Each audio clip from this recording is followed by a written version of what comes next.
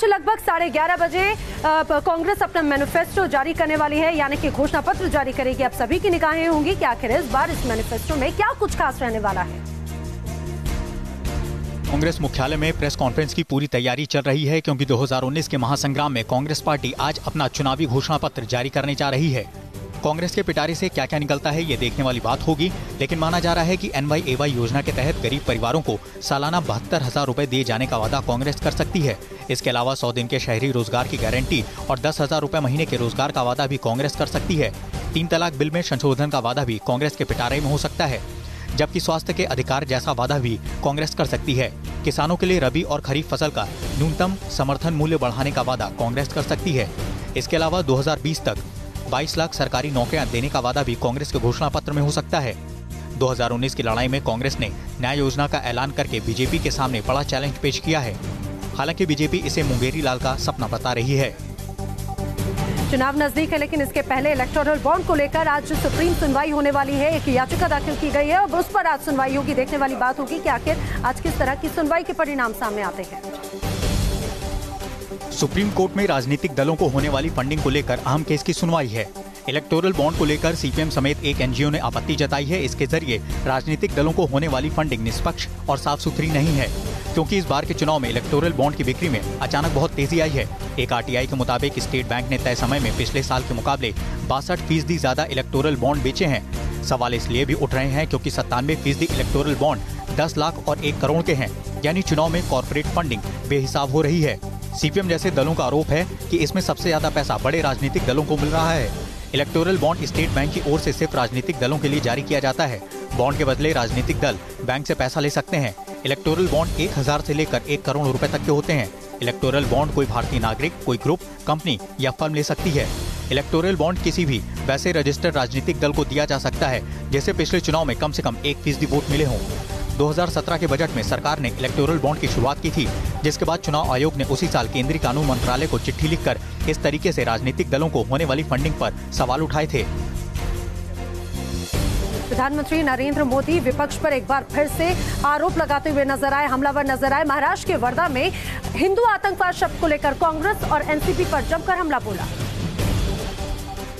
Vote bank की politics के लिए NCP हो या कांग्रेस किसी भी हद तक जा सकती है। इस देश के करोड़ों लोगों पर हिंदू आतंकवाद का दाग लगाने का प्रयास कांग्रेस ने ही किया है।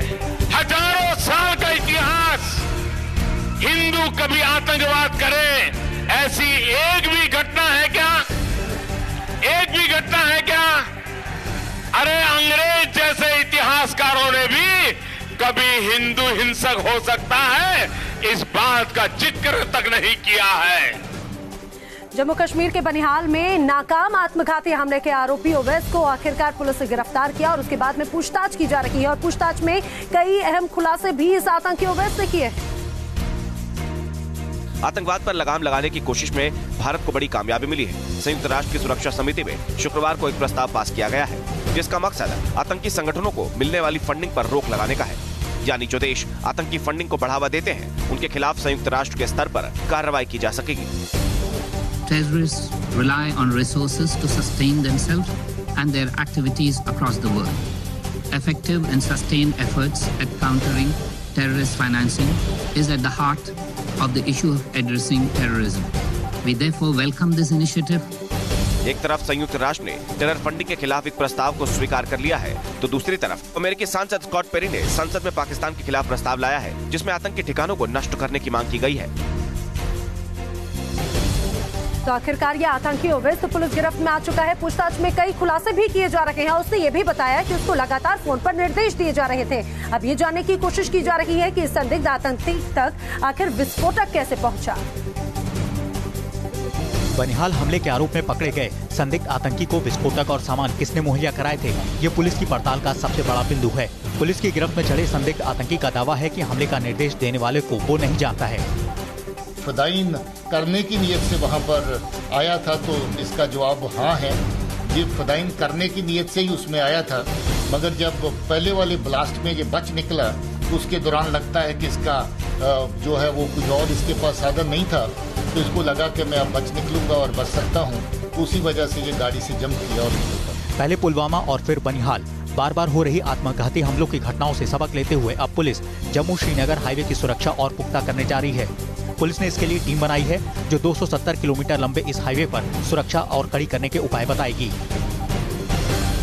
तो आतंक के खात्मे का काम लगातार सुरक्षा बल कर रहे हैं और पहली तारीख को 4 आतंकियों को ढेर किया गया। जम्मू कश्मीर के लस्सीपुरा में सुरक्षा बलों को बड़ी कामयाबी मिली। लस्सीपुरा में मारे गए चारों आतंकी लश्कर-ए-तैयबा के थे। रात के वक्त सुरक्षा बलों को लस्सीपुरा में आतंकियों के छिपे होने की खबर मिली थी, जिसके बाद इलाके में कॉर्डन डाला गया था। दोनों तरफ से हुई फायरिंग में चारों आतंकी ढेर कर दिए गए। वहीं इनकाउंटर में 3 जवान भी घायल हुए हैं। साल 2019 में अब तक कुल 65 आतंकी मारे जा चुके हैं, जिनमें से 21 पुलवामा में ढेर किए गए। ये आंकड़ा बताने के लिए काफी है कि अब घाटी में आतंक का जहर दक्षिण कश्मीर के अंदरूनी इलाकों से निकलकर पुलवामा की ओर पहुंच गया। तो जहां आतंकियों के खात्मे के लिए लगातार सुरक्षा बल कार्रवाई कर रहे हैं, तो वहीं उनका साथ देने वाले यानी कि अलगाववादी नेताओं की भी मुश्किलें बढ़ रही हैं। कुछ इसी तरह से गिलानी की संपत्ति पर भी गाज गिरी। उनकी जो घर है, उनकी संपत्ति नीलाम की गई। यही है दिल्ली के खिड़की एक्सटेंशन में पूर्व हुर्रियत चीफ सैयद अली शाह गिलानी का वो घर, जिसे एजेंसियों ने सील कर दिया है। गिलानी ने इस घर पर 3 लाख से ज्यादा का टैक्स नहीं भरा था, जिसके चलते इस घर को सील कर दिया गया। हुर्रियत से दूर होकर गिलानी भले ही अपनी गर्दन बचाने की कोशिश कर रहा हो, लेकिन उसका बचना मुश्किल है। 22 मार्च को ईडी ने गिलानी पर 15 लाख रुपए का जुर्माना लगाया था। 28 फरवरी को केंद्र सरकार ने जमात इस्लामी को बैन कर दिया था। जमात इस्लामी से गिलानी के करीबी रिश्ते थे। एनआईए ने भी गिलानी के बेटे को हाजिर होने का नोटिस दिया है। वहीं उमर अब्दुल्ला एक बार फिर से विवादित बयान देते हुए नजर आए। उन्होंने सीधे सीधे संविधान पर सवाल खड़े कर दिए। उन्होंने जम्मू कश्मीर के लिए अलग प्रधानमंत्री की मांग कर दी। हमने अपनी पहचान को बनाए रखने के लिए आईन में कुछ चीजें दर्ज कराई।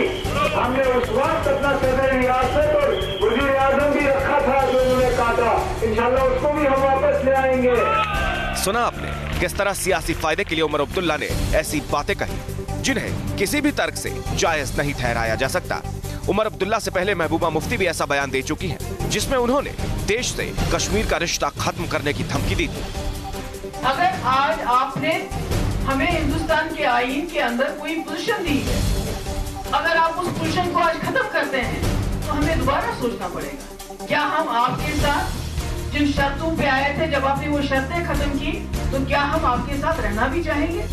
यह कश्मीर की सियासत का दस्तूर या यूं कहे कि तासीर। चंद वोटों के लिए देश के संविधान, देश की संप्रभुता को ताक पर रख दिया जाता है।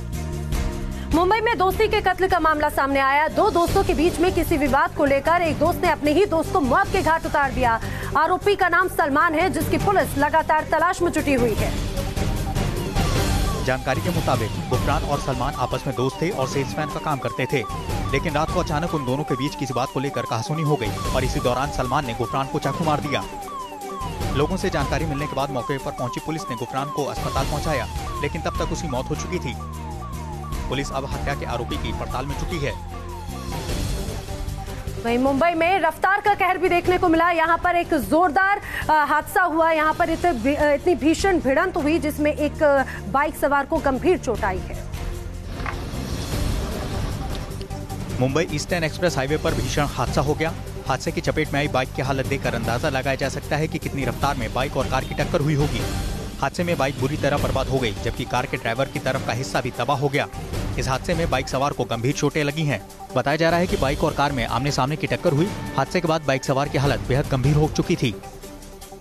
उल्टे साइड से आ रहे थे। ये तो कॉल सेंटर की गाड़ी है जो इनको ड्रॉप करके जा रही है, तो उसमें अचानक में ये हुआ है। मे भी पॉसिबल सर बोल रहे हैं कि शायद ड्रिंक पी के आ रहेगा, बट ऐसा लगता नहीं है। लेकिन फिर भी उल्टा साइड से आ रहा है, तो भी पूरा कॉन्शियस रहेगा तो ऐसा करना नहीं चाहिए था। फुल स्पीड में आ रहा था उल्टे साइड से। चश्मदीदों के मुताबिक बाइक सवार उल्टी दिशा से आ रहा था और सामने से आ रही कार से जा टकराया। गाजियाबाद पुलिस ने एक ऐसे गैंग के 5 सदस्यों को पकड़ने में कामयाबी हासिल की है जो ऑटो में लूटपाट की वारदात को अंजाम दिया करते थे। फिलहाल इन सभी आरोपियों से पुलिस पूछताछ में जुटी है। ये तस्वीरें गाजियाबाद के विजयनगर इलाके में उसी मुठभेड़ वाली जगह की हैं जहां पुलिस ने 5 बदमाशों को धर दबोचा। इस घटना में एक बदमाश पुलिस की गोली लगने से घायल हो गया और 4 बदमाशों को पुलिस ने भागते हुए पकड़ लिया, जबकि एक बदमाश अंधेरे का फायदा उठाकर भागने में कामयाब हो गया। ये ऑटो मिला और उसमें जो बदमाश थे उन्होंने पुलिस पार्टी पर फायरिंग की। जवाबी फायरिंग पुलिस पार्टी द्वारा की गई। इसमें एक बदमाश घायल हुआ है और बाकी 4 और उसके साथी पकड़ लिए गए। पकड़े गए बदमाशों पर आधा दर्जन से अधिक लूट, डकैती, हत्या के मुकदमे दर्ज हैं। पुलिस बदमाशों से पूछताछ में जुटी है। गिरफ्तार बदमाशों के गैंग ने ही 12 मार्च को विजयनगर इलाके में डीयू की छात्रा से मोबाइल सहित पैसे लूटे थे। और सपना चौधरी की पॉलिटिक्स में एंट्री को लेकर एक बार फिर से चर्चा जोरों पर है। जिस तरह से उनकी मनोज तिवारी के साथ में मुलाकात हुई, उसके बाद में अब ये माना जा रहा है कि क्या सपना चौधरी बीजेपी में शामिल होंगी, क्योंकि जिस तरह से मनोज तिवारी ने भी बयान दिया, उसको लेकर अब इन अटकलों पर चर्चा जोरों पर है। सियासत में सपना की एंट्री के लिए राहत तकती आंखों को अभी 2-3 दिन का इंतजार और करना होगा। 30 मार्च की डेडलाइन पार करने के बाद अब दिल्ली बीजेपी अध्यक्ष मनोज तिवारी ने एक और डेडलाइन दे दी है। लेकिन हमें लगता है कि 2-3 दिन में देखिए वो भी अपना मन बना रही हैं कि उनको क्या करना चाहिए। एज एन आर्टिस्ट ही उनको आगे बढ़ना है, तो उसका बेस्ट टाइम चल रहा है सपना का। लेकिन वो 2-3 दिन में हो सकता है कुछ कहें, स्पष्ट कहें हाँ या ना। रविवार रात को मनोज तिवारी और सपना चौधरी की एक और मुलाकात हुई। कयास लगाए जा रहे थे इस मुलाकात के बाद कुछ बात बन जाएगी, लेकिन अभी भी तस्वीर साफ नहीं हो पाई है। लालू प्रसाद यादव के बड़े बेटे तेज प्रताप यादव की नाराजगी किस तरह से सामने आ रही है, उसका अंजाम ये देखने को मिला कि अब तेज प्रताप यादव ने एक नई पार्टी बनाई, लालू राबड़ी मोर्चा के नाम से। ये कहा जा सकता है उनके बागी तेवर मुश्किलें जरूर बढ़ा सकते हैं। कभी कान्हा बने तो कभी भोले भंडारी, अब सियासत में पड़े फैमिली पर ही भारी। तेज प्रताप ने अलग राह पकड़कर खानदान को हैरान कर दिया है। लोकसभा चुनाव में दावेदारी पेश करते हुए तेज प्रताप ने अलग मोर्चा बनाया है, जिसे नाम दिया गया है लालू राबड़ी मोर्चा। तेज प्रताप ने पार्टी के ऊपर अनदेखी करने का आरोप लगाया। दरअसल तेज प्रताप 2 सीटों पर अपने उम्मीदवार खड़ा करना चाहते थे। तेज प्रताप की नजर शिवहर और सारण सीट पर थी, लेकिन पार्टी और गठबंधन ने उनकी नहीं सुनी और नतीजा हुआ कि मम्मी डैडी का नाम लेकर तेज प्रताप ने नया सियासी बिगुल फूंक दिया है। चुनाव के पहले भ्रामक प्रचार करने वालों पर फेसबुक ने भी कार्रवाई की है और फेसबुक ने हजारों अकाउंट सस्पेंड कर दिए हैं। यह कांग्रेस से जुड़े उन फेसबुक अकाउंट्स और पेज की तस्वीरें जिन्हें फेसबुक ने सस्पेंड कर दिया है। फेसबुक से मिली जानकारी के मुताबिक कांग्रेस की आईटी सेल से जुड़े तकरीबन 687 अकाउंट बंद कर दिए गए हैं। साथ ही पाकिस्तानी सेना से जुड़े 103 फेसबुक और इंस्टाग्राम अकाउंट भी सस्पेंड किए गए हैं। एक सर्वे के मुताबिक चुनाव करीब आते ही इंस्टाग्राम पर हलचल और पोस्ट भी बढ़ गई है। सर्वे के मुताबिक इंस्टाग्राम पर सबसे ज्यादा फॉलोअर बीजेपी के हैं। बीजेपी के कुल 15 लाख फॉलोअर्स हैं। इस अकाउंट पर 2165 पोस्ट दर्ज की गई है। कांग्रेस के 3,72,000 फॉलोअर हैं और इस अकाउंट पर 905 पोस्ट दर्ज की गई है। इंस्टाग्राम पर आम आदमी पार्टी के तकरीबन 80,000 फॉलोअर्स हैं, तो टीएमसी के 12,500 फॉलोअर्स। सियासत में सोशल मीडिया का इस्तेमाल जोर शोर से हो रहा है। इसी वजह से फेसबुक ने भी भ्रामक प्रचार को रोकने के लिए ये कदम उठाया है, लेकिन साथ ही फेसबुक ने यह भी कहा है कि इस किस्म का टारगेट हासिल करने के लिए सरकारों को भी कदम उठाने होंगे। और चलिए अब देखते हैं जुर्म से जुड़ी हुई तमाम अहम खबरें क्राइम कट टू कट में। तस्वीरों में देखिए कैसे 3 लोग एक बाइक से आए और सामने खड़ी इस कार पर ताबड़तोड़ गोलियां बरसानी शुरू कर दी। तस्वीरें मध्य प्रदेश के हरदा की हैं, जहां एक ईंट भट्टी संचालक का इन युवकों से विवाद हुआ था, जिसके बाद इन तीनों ने उस गाड़ी पर गोलियां चलाई। पुलिस ने मामला दर्ज कर लिया है और तीनों युवकों की तलाश में जुटी है। औरैया पुलिस को बड़ी सफलता मिली है। मुखबिर की सूचना पर पुलिस ने अवैध हथियारों की एक फैक्ट्री में दबिश दी। पुलिस को फैक्ट्री में तमंचे और जिंदा कारतूस मिले। पुलिस और स्वाट की टीम ने एक युवक को गिरफ्तार भी किया है। पुलिस फिलहाल इस जांच में जुटी है कि अवैध असलाह किसे बेचा गया था।